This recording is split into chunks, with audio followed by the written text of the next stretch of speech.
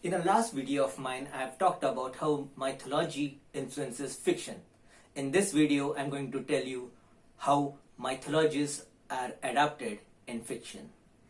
And the best example for myth to fiction adaptations can be found in the superhero comic stories of Marvel and DC. So let's begin.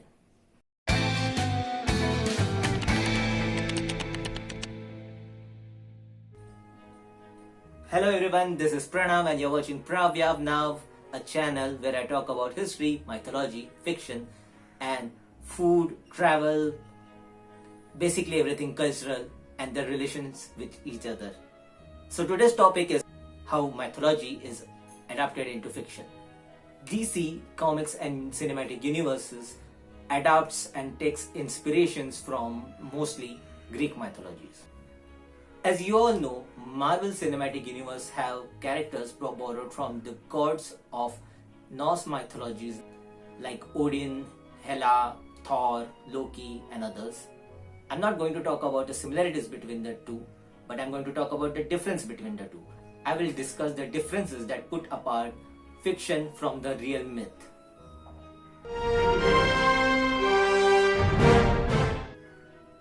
The basic differences are the stories of the characters, their backstories, their genealogies, and the terminologies.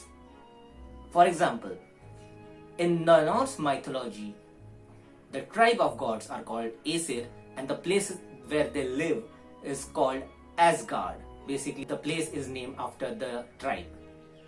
But when it comes to Marvel, the people are named after the place. For example, the people living in Asgard are called Asgardians and not Aesirs.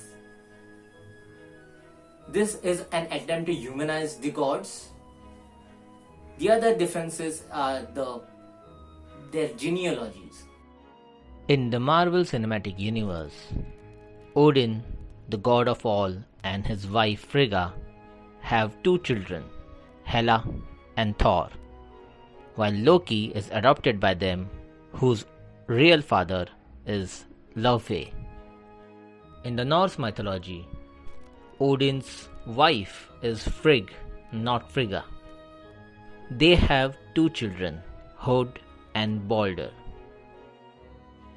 Thor is actually Odin's son, but his mother is Jord, the Norse goddess of earth. Among the giants, in the mythology, Laufey is the mother of Loki and not his father. His father is Parvati. And Hela is named as Hel, and she is daughter of Loki, not of Odin. And Hela in the actual mythology is not daughter of Odin, but she is daughter of Loki. And Loki was never adopted by Odin. The adoption seems to be an influence of the historical norms of then Europe, where sons of enemies were taken into custody by the victors so that the enemy doesn't attack again.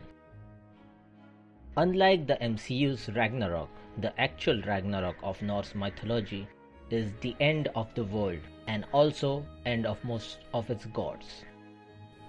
Thanos is the only character from the Marvel Cinematic Universe who is named after a character from the Greek mythology. He is named after Thanatos, which is personification of death in the Greek mythology. The two main races depicted in DC Universe are the Atlanteans and the Amazonians. The Atlanteans are basically the people living in Atlantis, and the Amazonians are basically the all-female race of warriors who lives secluded from the rest of the world. In the Greek mythology, the queen of Themyscira and the Amazons is Queen Hippolyta, and she has a sister called Antilope. They both are daughters of Ares, the Greek god of war, while in the DC universe, their origin is still not explained, but Queen Hippolyta has a daughter with Zeus called Diana. Now Diana is a name of a Roman goddess whose Greek counterpart is Artemis.